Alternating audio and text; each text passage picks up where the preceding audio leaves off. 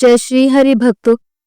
स्वागत है आपका हमारे चैनल कान्हा की दासी पर, जहां हम आपको सुनाते हैं भगवान की महिमा और भक्ति से भरी अमृतमयी कथा। अगर आप भी श्री हरि के भक्त हैं तो वीडियो को अंत तक देखें और श्री हरि के नाम से चैनल को सब्सक्राइब करना ना भूलें। आज हम जानेंगे अजा एकादशी का महत्व, पूजन सामग्री, व्रत विधि और इसकी पौराणिक कथा, जो आपके जीवन को पुण्य और शांति से भर देगी। अजा एकादशी भाद्रपद मास के कृष्ण पक्ष की एकादशी तिथि को आती है। इसे अनद्या एकादशी कहा जाता है। मान्यता है कि इस दिन भगवान विष्णु का विधिवत पूजन और व्रत करने से सभी पाप नष्ट हो जाते हैं, मन शुद्ध होता है और मोक्ष की प्राप्ति होती है। पौराणिक कथा के अनुसार इस व्रत का पालन करने से राजा हरिश्चंद्र को अपने खोए हुए पुत्र, पत्नी और राज्य की पुनः प्राप्ति हुई। व्रत की पूजन सामग्री भगवान विष्णु की प्रतिमा या चित्र, पीला वस्त्र और पीला चंदन, तुलसी दल, धूप, दीपक, अक्षत, पंचामृत, दूध, दही, शहद, घी और गंगाजल, नैवेद्य, फल, मिठाई, पवित्र जल से भरा कलश, फूल और माला। व्रत की पूजा विधि: प्रातः स्नान कर स्वच्छ पीले वस्त्र पहन पूजा स्थल को गंगा जल से शुद्ध करें और भगवान विष्णु की मूर्ति स्थापित करें। कलश स्थापना करें और दीपक जलाएं। पीले चंदन, फूल, तुलसी दल अर्पित करें। पंचामृत से भगवान विष्णु का अभिषेक करें। ओम नमो भगवते वासुदेवाय मंत्र का जाप करें। अजा एकादशी व्रत कथा श्रवण करें और आरती करें। दिन भर फलाहार या निर्जल उपवास करें। रात्रि जागरण करें। अगले दिन द्वादशी को ब्राह्मण या जरूरतमंदों को भोजन कराकर व्रत खोलें। अजा एकादशी कथा और महत्व: भाद्रपद मास के कृष्ण पक्ष की एकादशी को अजा एकादशी कहते हैं। संस्कृत में अजा का अर्थ है जो जन्म मरण के चक्र से मुक्त करे। इस व्रत का पालन करने से मनुष्य के सभी पाप नष्ट हो जाते हैं, चाहे वह कितने भी बड़े क्यों ना हो, और उसे मोक्ष की प्राप्ति होती है। शास्त्रों में इसका नाम अनद्या एकादशी भी आया है, क्योंकि ये भूख, प्यास, दुख, दरिद्रता और अधर्म से मुक्ति दिलाती है। मान्यता है कि इस व्रत का फल 1000 अश्वमेध यज्ञ और 100 राजसूय यज्ञ के समान है। महाभारत के वन पर्व में एक प्रसंग आता है। एक दिन पांडव वनवास में थे। भगवान श्री कृष्ण उनसे मिलने आए। धर्मराज युधिष्ठिर ने विनम्र भाव से कहा, हे केशव, कृपया मुझे भाद्रपद मास के कृष्ण पक्ष की एकादशी का नाम, उसकी महिमा, व्रत विधि और उसकी कथा सुनो। आप त्रिलोकी के ज्ञाता हैं। आपकी वाणी से ही धर्म का प्रकाश होता है। श्री कृष्ण मुस्कुराए और बोले, राजन, ये प्रश्न बहुत ही उत्तम है। ये एकादशी अजा नाम से प्रसिद्ध है। इसके व्रत से मनुष्य के पूर्व जन्मों के और वर्तमान जन्म के सभी पाप नष्ट हो जाते हैं।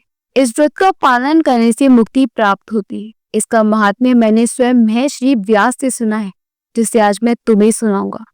प्राचीन काल में सत्यवादी हरिश्चंद्र नामक एक प्रतापी और धर्मनिष्ठ राजा थे। उनका नाम सुनते ही लोगों के हृदय में श्रद्धा जाग उठती, क्योंकि वह कभी असत्य नहीं बोलते थे। उनके राज्य में प्रजा सुखी थी, वर्षा समय पर होती थी और हर व्यक्ति सत्य, धर्म और नीति का पालन करता था। लेकिन कहते हैं कि ईश्वर अपने श्रेष्ठ भक्तों की भी परीक्षा लेते। राजा हरिश्चंद्र की भी परीक्षा लेनी थी। एक बार वे अपने महल में विश्राम कर रहे थे, तभी महर्षि विश्वामित्र उनके द्वार पर आए। राजा ने हाथ जोड़कर स्वागत की। महर्षि बोले, राजन, मैंने एक यज्ञ प्रारंभ किया है और मुझे दक्षिणा में आपको कुछ देना है। राजा ने निसंकोच कहा, महाराज, आप जो चाहेंगे मांग लीजिए, मैं अवश्य दूंगा। विश्वामित्र ने मुस्कुराकर कहा, मुझे आपका पूरा राज्य चाहिए। राजा हरिश्चंद्र धर्म के इतने पक्के थे कि उन्होंने तुरंत अपना राज्य दे दिया। महर्षि ने कहा, अब आपको अपने परिवार सहित राज्य छोड़ना होगा और मेरे यज्ञ के लिए दक्षिणा देनी होगी। राजा के पास अब कुछ भी नहीं बचा था, इसलिए वह पत्नी और पुत्र के साथ बनारस की ओर चल पड़ी। रास्ते में विश्वामित्र ने दक्षिणा मांगी। राजा के पास धन नहीं था, तो उन्होंने अपनी पत्नी और पुत्र को किसी व्यापारी को बेच दिया और स्वयं शमशान में ढूंढ शमशान रक्षक का काम करने लगे। अब वह राजा जो कभी स्वर्ण सिंहासन पर बैठता था, शमशान की राख में लिपटा हुआ चिता सजाने का काम करता था। पत्नी एक घर में दासी बन गई थी, पुत्र गौ चराता था, लेकिन राजा का सत्य और धर्म के प्रति प्रेम अडिग था। एक दिन उनका पुत्र सर्पदंश से मर गया। पत्नी रोती बिलखती शमशान पहुंची और अपने पुत्र का अंतिम संस्कार कराने के लिए हरिश्चंद्र के पास आई। नियम था कि बिना शुल्क दिए कोई चिता नहीं सज सकती। पत्नी ने कहा, स्वामी, मैं आपकी अर्धांगिनी हूँ, हमारा अपना पुत्र है, कृपया शुल्क मत लीजिए। राजा ने भारी मन से कहा, स्त्री, यहाँ मैं तुम्हारा पति नहीं, शमशान का रक्षक। नियम सबके लिए समान है, मुझे शुल्क लेना ही होगा। पत्नी के पास देने के लिए कुछ नहीं था, तो उसने अपने गहने उतारने चाहे, लेकिन वह भी बहुत कम थी। तब अचानक आकाश से प्रकाश फैल गया। भगवान विष्णु और देवी लक्ष्मी अपने दिव्य विमान से उतरे। उनके साथ महर्षि विश्वामित्र भी प्रकट हुए। उन्होंने कहा, राजन, ये सब केवल आपकी परीक्षा थी। आपने विपत्ति में भी सत्य और धर्म नहीं छोड़ा। आज हम आपको वरदान देते हैं कि आपका पुत्र जीवित होगा, पत्नी मुक्त होगी और आपका राज्य आपको वापस मिलेगा। उसी समय उनका पुत्र जीवित हो उठा। राजा पत्नी और पुत्र के नेत्रों से आनंद के आंसू बहने लगे। राज्यों ने पुनः मिल गया और वह पहले से भी अधिक धर्म और करुणा से शासन करने लगी। राजन, ये सब अजय एकादशी व्रत के प्रभाव से हुआ था। जो भी मनुष्य श्रद्धा और नियम पूर्वक इस व्रत को करता है, उसे पापों से मुक्ति और अंत में मोक्ष प्राप्त होता है। इस व्रत का पालन अवश्य करना चाहिए।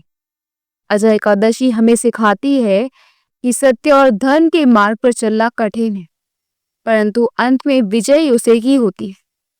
विपत्ति चाहे कितनी भी बड़ी क्यों ना हो, विश्वास और भक्ति से उसका समाधान होता है। भगवान अपने भक्तों की परीक्षा लेते हैं, लेकिन उन्हें कभी अनदेखा नहीं करते। भक्तों, अजय एकादशी का व्रत ना केवल हमारे पापों को हरता है, बल्कि हमें धर्म, सत्य और मोक्ष की ओर अग्रसर करता। आप भी श्रद्धा और भक्ति से व्रत करें और भगवान विष्णु की कृपा प्राप्त करें। अगर आपको ये वीडियो पसंद आया हो तो लाइक करें, शेयर करें और हमारे चैनल कान्हा की दासी को सब्सक्राइब करें, ताकि आप हर व्रत और कथा का लाभ सबसे पहले पा सकें। बेल आइकन दबाना ना भूलें। जय श्री हरि।